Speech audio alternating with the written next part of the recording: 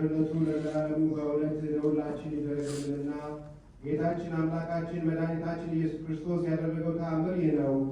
በዚያን ጊዜ ጌታ ኢየሱስ ክርስቶስን ደቀ መዛሙርቱ አምላካችንና መድኃኒታችን ሆይ ለፍርድ ተመልሰህ አመጣጥህ እንዴት ይሆናል? በየትኛው ሰዓት ነው? ተዘጋጅተን እንጠብቅህ ዘንድ ይህን ንገረን አሉት።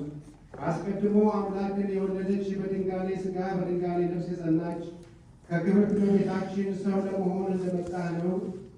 በቀን ወይስ በሌሊት ይሆን? አንተ ከመምጣትህ በፊት ሰማይና ምድር ያልፉ ይሆን ሲሉ ጠየቁት።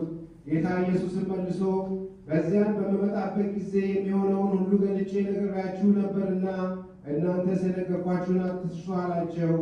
እወቁ፣ ሰማይና ምድርን ሌላውንም ፍጥረት ሁሉ በሰባተኛው ዕለት ፈጥሬ እንደፈጸምኩኝ ከዚህችም ዓለም ሕልፈት ከዕለታት ሁሉ መጀመሪያ በሆነችው ዕለት ይሆናል። ዓለምን የፈጠርኩባት በዚች ዕለት እንደሆነም የዓለምም ሕልፈት በዚያ ዕለት ይሆናል።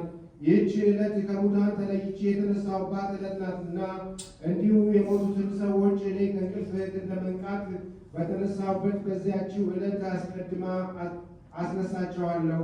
ጊዜውም በመንፈቀ ሌሊት ሲሆን የእነርሱ ትንሣኤ በዚሁ ሰዓት ይሆናልና በዚች ዕለት ሚካኤል አዋጅ ይነግር ዘንድ የአገልጋዮቼ ካህናት አለቃ ገብርኤልም በታላቅ ድምፅ አሰምቶ ይናገር ዘንድ አዛለሁ።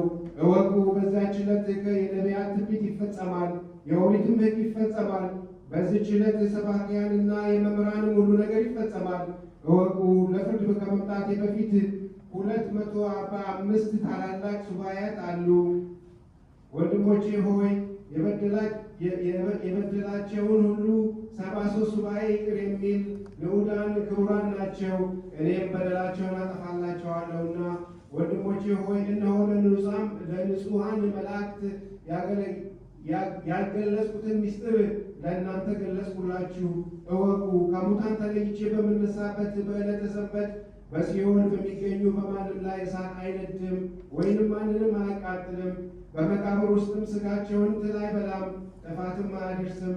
ወንድሞቼ ሆይ በትንሣኤ ዕለት ካህንን ወደ ቤቱ ጠርቶ የጋበዘ ንዑድ ክቡር ነው። ከፈጠርኳቸው ዕለታት ከሰንበት ዕለት የሚበልጥ እንደሌለ ጥንት ወይም ፍጻሜ በሌለው የጌትነቴ ክብር አረጋግጥላችኋለሁ። ለጌትነቱ ክብር ምስጋና ይሁንና ጌታ ኢየሱስ ክርስቶስ ለሰንበት ክብር ገናናነት ለደቀ መዛሙርቱ እንዲህ ተናገረ። ይቅርታው ቸርነቱ ለዘላለሙ በእውነት ለሁላችን ይደረግልን። አሜን።